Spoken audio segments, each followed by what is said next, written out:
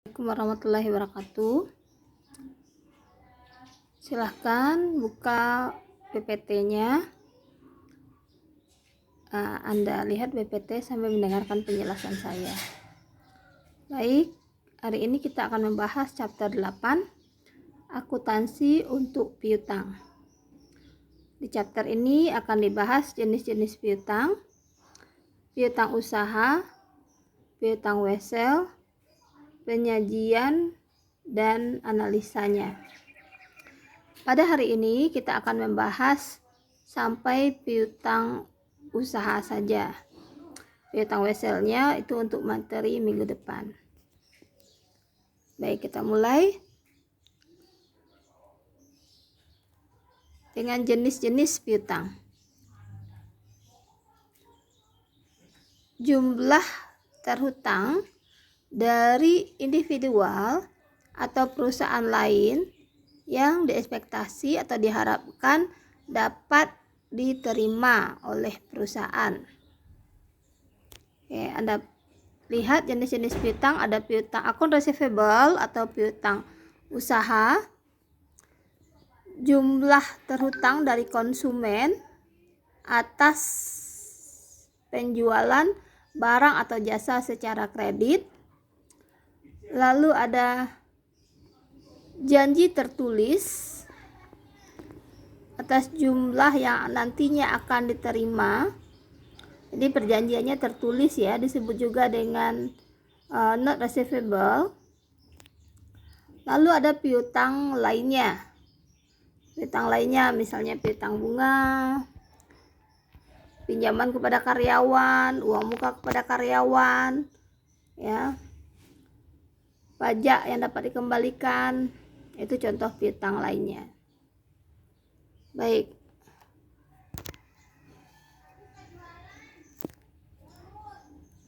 Sekarang kita lihat pengakuan piutang usaha. Perusahaan jasa mencatat piutangnya ketika memberikan jasanya secara kredit. Perusahaan dagang mencatat piutangnya pada saat penjualan barang dagang secara kredit. Penjual mungkin memberikan diskon agar merangsang pembayaran lebih cepat. Nah, pembeli bisa saja mengembalikan barang kalau tidak sesuai dengan yang diinginkannya. Nah, retur penjualan ini bagi perusahaan tentu saja mengurangi piutang. Sekarang kita lihat pengakuan piutang usaha. Contoh ilustrasi. Asumsikan perusahaan H dan M pada tanggal 1 Juli 2017 menjual barang dagang secara kredit kepada perusahaan P dengan harga 1000, termnya 2/10 N/30. Siapkan jurnal untuk mencatat transaksi ini pada buku H. Jurnalnya piutang usaha pada pendapatan penjualan. Pasti sudah bisa semua ya. Oke. Tanggal 5 Juli perusahaan P mengembalikan barang dagang senilai 100 kepada perusahaan H dan M. Jadi bagi perusahaan H dan M ada retur penjualan dan piutangnya berkurang. Lalu pada tanggal 11 Juli perusahaan H menerima pembayaran dari perusahaan P atas saldo terhutangnya. Anda perhatikan kas sebesar 882, lalu diskon penjualannya 2%, 2% dari 900 itu 18, dan piutangnya yang diterima atau ditagih sebesar 900. Oke. Beberapa perusahaan retail menerbitkan kartu kreditnya sendiri. Asumsikan bahwa Anda menggunakan kartu kredit yang dikeluarkan oleh perusahaan J. untuk membeli pakaian dengan harga jual 300. Maka perusahaan J akan mencatatnya piutang pada pendapatan penjualan sebesar 300. Asumsikan bahwa Anda berhutang sebesar 300 pada akhir bulan dan perusahaan J membebankan biaya sebesar 1,5% atas saldo terhutang. 1,5%-nya dari 300 ya, berarti piutang pada pendapatan bunga. Oke. Anda lihat duit di buku Anda. Oke. Pada tanggal 1 Mei, perusahaan W membeli barang dagang secara kredit kepada Pada tanggal 1 Mei, perusahaan W menjual barang dagang secara kredit kepada perusahaan B dengan harga 50.000, termnya 3/15, net 45. Pada tanggal 4 Mei, perusahaan B mengembalikan barang dagang dengan harga jual sebesar 2.000.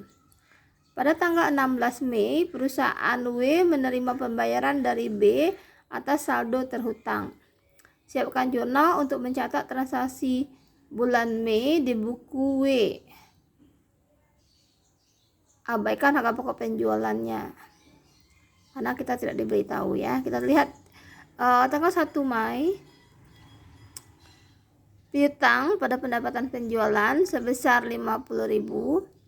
Tanggal 4 Mei karena ada pengembalian berarti retur penjualan dan potongan sebesar 2.000. Piutangnya juga dikurangi.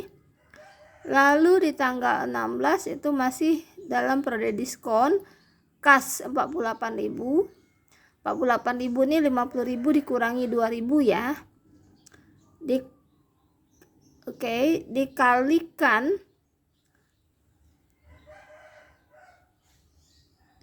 diskonnya tadi Anda lihat di sini 3%, berarti kasnya 48.000 dikali 97%, itu 46.560. Diskonnya 48.000 dikali 3% dan piutangnya berkurang sebesar 48.000. Berikutnya penilaian piutang. Piutang ini disajikan sebagai current asset, penilaiannya menggunakan nilai realisasi bersih.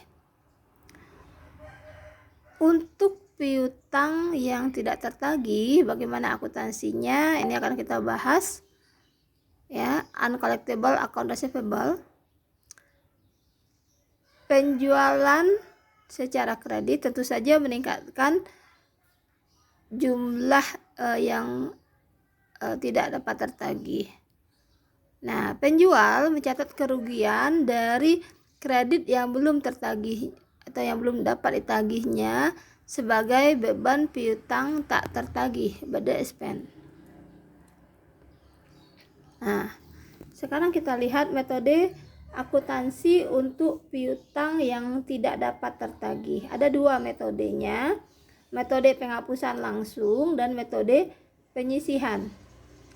Pada metode penghapusan langsung, secara teoritis ini tidak diperbolehkan karena tidak sesuai dengan konsep penandingan. Piutang tidak dinyatakan pada jumlah yang diekspektasi akan dapat diterima dan tidak diperbolehkan untuk tujuan pelaporan keuangan. Lalu yang kedua, metode penyisihan atau allowance, kerugian diestimasi ya. Ini lebih mematchingkan antara pendapatan dan bebannya. Lalu piutang dinyatakan pada nilai realisasi bersih dan ini diharuskan oleh standar.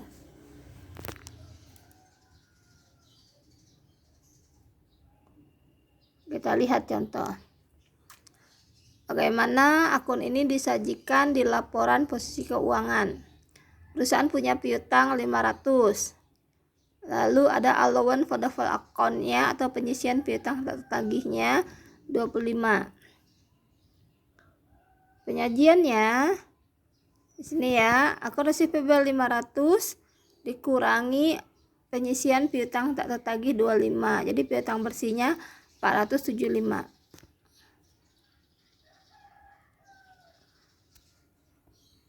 Atau disajikan piutang bersih setelah allowance sebesar 25.000, itu totalnya 475. Anda boleh menyajikan bentuk pertama, juga boleh bentuk yang kedua ini.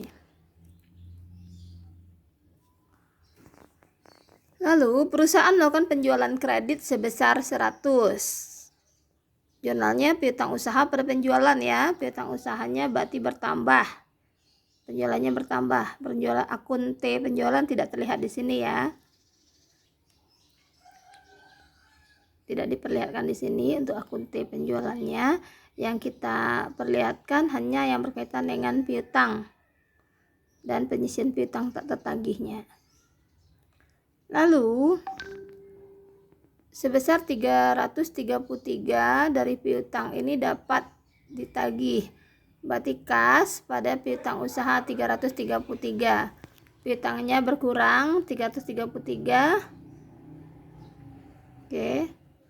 Lalu penyesuaian sebesar 15.000 untuk beban piutang tak tertagih. Beban piutang tak tertagih pada penyisian piutang tak tertagih. Penyisiannya bertambah. Oke. Lalu penghapusan piutang sebesar 10. Piutangnya berarti dikurangi allowance for the full account-nya yang didebitkan.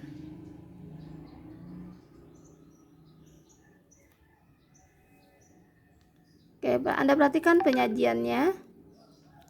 Perhatikan di sini piutang sebesar 257 dan allowance-nya sebesar 30. Saldo akhirnya ini piutang dikurangi penyisian piutang tak tertagih. Piutang bersihnya 227.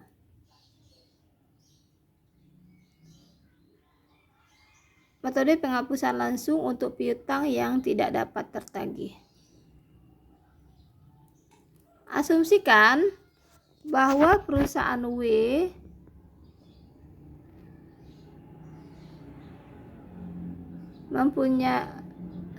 asumsikan bahwa Warden perusahaan W itu menghapuskan piutang sebesar 1.600 pada tanggal 12 Desember. Sehingga perusahaan W membuat jurnal beban piutang tak tertagih pada piutang. Ini metode penghapusan langsung ya. Langsung beban piutang tak tertagih pada piutang. Sekarang kita lihat metode penyisihan untuk piutang yang tidak tertagih. Yang pertama, perusahaan mengestimasi jumlah piutang yang tidak dapat tertagih.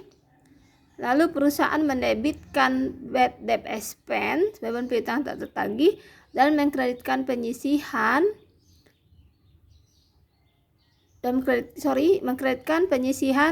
piutang tak tertagih sebagai kontra akun dari aset. Ya. Perusahaan mendebitkan allowance for the full account dan mengkreditkan piutang pada saat piutang itu dianggap dihapuskan sebagai tidak tertagih.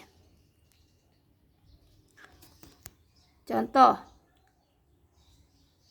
perusahaan H mempunyai penjualan kredit sebesar 1.200.000 di tahun 2017, di mana 200.000 itu belum tertagih sampai 31 Desember. Manajer kredit mengestimasi bahwa 12.000 dari penjualan ini tidak akan dapat tertagih. Jurnalnya bad debt expense pada allowance for the full account sebesar 12.000. Penyajiannya piutang dikurangi penyisian piutang tak tertagih.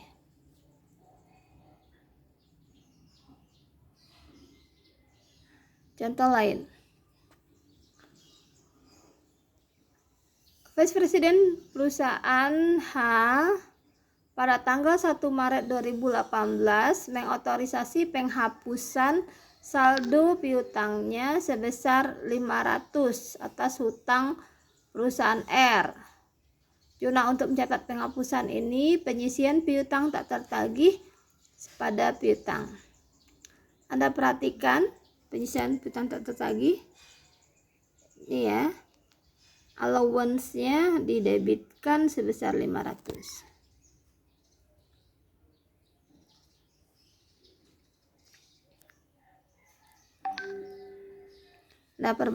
Anda perbandingkan sebelum penghapusan dan setelah penghapusan, nilai realisasi kasnya itu sama. Ya, ini sebelum penghapusan, jumlah piutangnya 200.000, allowance-nya 12, net realizable cash realizable value-nya 188.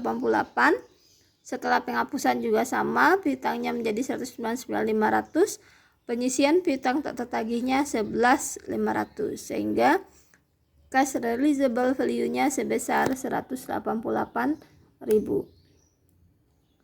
Nah, bagaimana kalau kemudian piutang yang sebelumnya sudah dihapuskan itu ternyata dapat tertagih? Ya. Contoh, pada tanggal 1 Juli perusahaan R membayar sebesar 500 atas jumlah piutang yang sudah dihapuskan oleh H pada tanggal 1 Maret. Nah, perusahaan H dalam hal ini membuat jurnal, munculkan lagi piutangnya, piutang usaha pada penyisihan piutang tak tertagih Oke. Lalu pada saat untuk penerimaannya dicatat kas pada piutang usaha.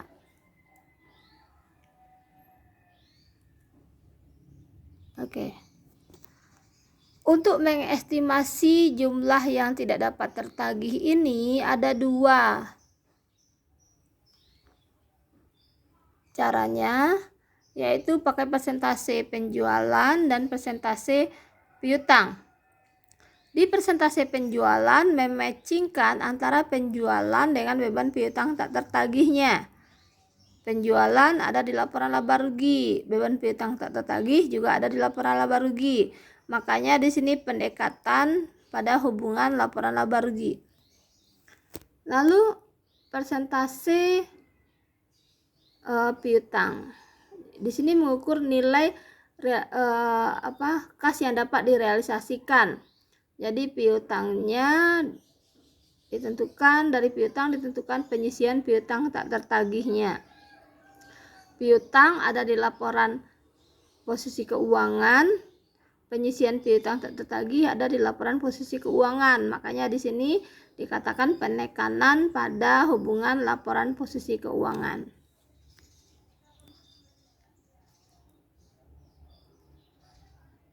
Contoh, kita lihat dulu yang persentase penjualan. Manajemen mengestimasi bahwa persentase penjualan kredit yang tidak akan tertagih berdasarkan pengalaman sebelumnya dan berdasarkan antisipasi kebijakan kredit. Kalau kebijakannya semakin longgar, kemungkinan tidak tertagihnya tentu saja juga semakin besar, dan sebaliknya.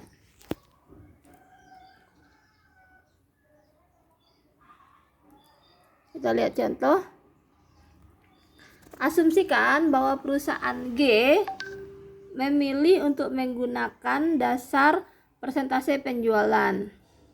Disimpulkan bahwa 1% dari penjualan kredit bersih itu menjadi tidak tertagih. Jika penjualan kredit untuk 2017 adalah 80.000, jumlah penyesuaiannya berarti 1% dari 80.000. 1% dari 800.000. Sehingga jurnalnya beban piutang tak tertagih pada penyisihan piutang tak tertagih 1% dari 800.000.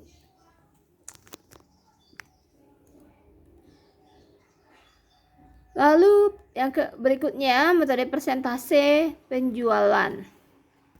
Pada metode persentase penjualan ini penekanannya menandingkan antara beban dengan pendapatan.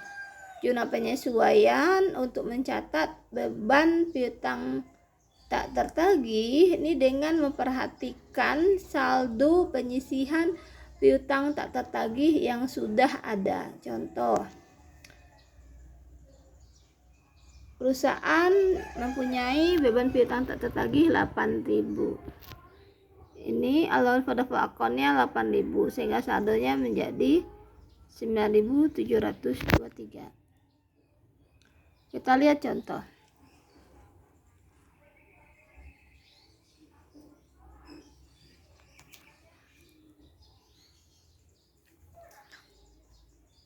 Perusahaan mempunyai piutang yang dikelompokkan berdasarkan umurnya. Ya. Ini saldo konsumen diklasifikasikan berdasarkan jangka waktu belum dibayarnya. Nah, perhatikan ini di ilustrasi 88. Total piutangnya, misalnya piutang kepada TE Song. Totalnya 600. Piutang ini jumlah hari yang sudah lewat 300.000, lalu yang terlewat berikutnya 61 sampai 20 200.000, lebih dari 90 100.000. Begitu juga yang lain, dikelompokkan berdasarkan jumlah hari. Nah, jika sudah lewatnya jumlah tidak terbayarnya sudah lewat harinya, semakin lama lewatnya semakin besar kemungkinan tidak tertagihnya. Anda perhatikan estimasi jumlah yang tidak tertagih. Anda perhatikan untuk yang belum jatuh tempo estimasinya 2%. Untuk yang sudah jatuh tempo dalam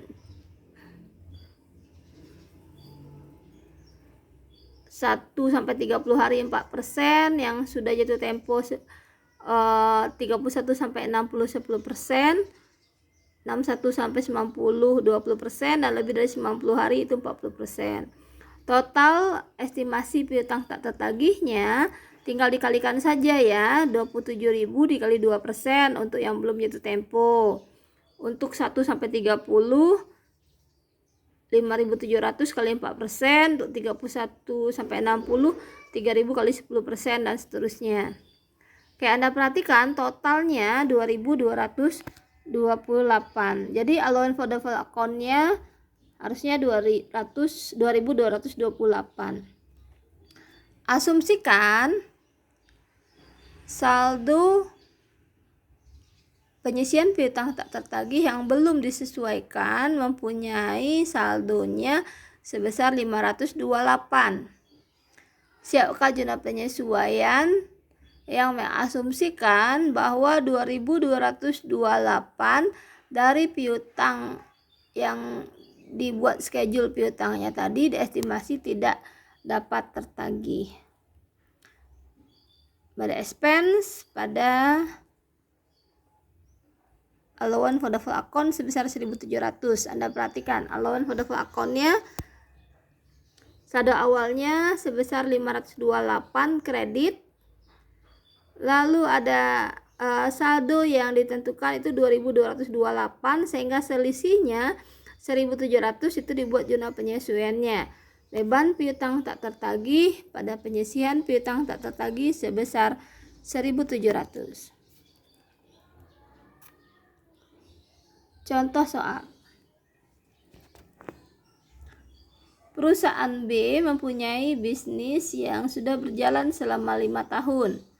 Buku besar perusahaan pada akhir tahun berjalan memperlihatkan piutang usaha sebesar 30.000 debit, pendapatan penjualan sebesar 180.000 kredit, penyisihan piutang tak tertagih mempunyai saldo debit sebesar 2.000. Beban piutang tak tertagih diestimasi sebesar 10% dari piutang.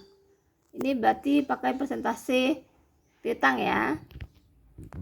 Siapkan jurnal untuk menyesuaikan akun penyisihan piutang tak tertagih ini.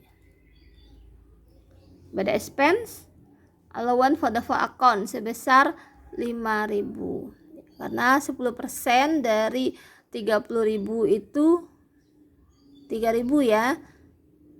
Sedangkan sebelumnya ada saldo sebesar 2.000 debit, sehingga penyesuaiannya menjadi 5.000, 3.000 tambah 2.000.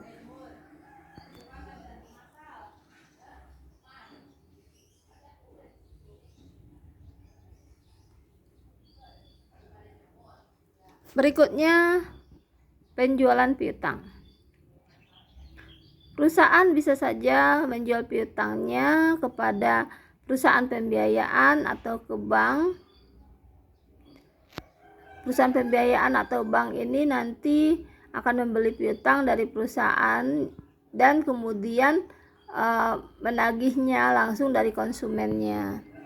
Biasanya perusahaan pembiayaan atau bank ini akan membebankan komisi dari piutang yang dijual oleh perusahaan. Fee-nya bisa saja 1-3% dari piutang yang dibeli.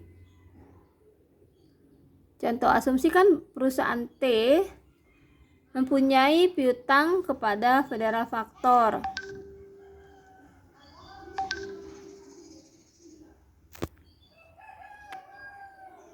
Asumsikan perusahaan T memfaktorkan piutangnya sebesar 600.000 kepada Federal Factor. Federal Factor membebankan biaya jasa sebesar 2% dari jumlah piutang yang dijual. Jurnal yang dicatat oleh perusahaan T untuk penjualan piutang ini: kas 588, service charge expense 12.000, dan 600.000 dikali 2%, dan piutangnya berkurang sebesar 600.000. Lalu disposisi piutang usaha. Penjualan dengan kartu kredit.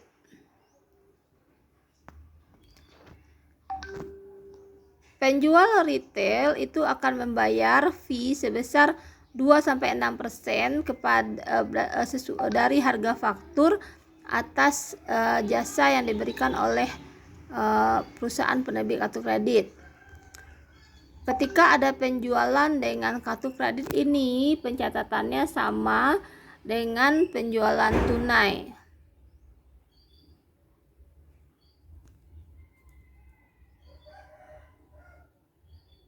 Contoh, perusahaan L membeli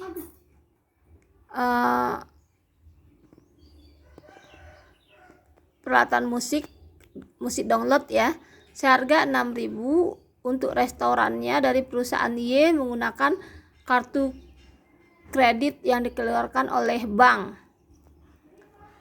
Nah, fees bank dalam hal ini membebankan service fee sebesar 3%. Jurnal untuk mencatat transaksi ini oleh perusahaan yang musik, kas 5850, service charge expense 180, 3% dari 6.000, dan pendapatan penjualannya sebesar 6.000.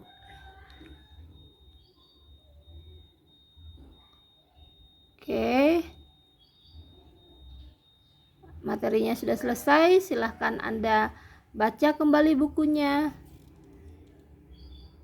Lihat lagi PowerPoint-nya. Jika tidak paham, silahkan tanyakan di forum diskusi. Terima kasih.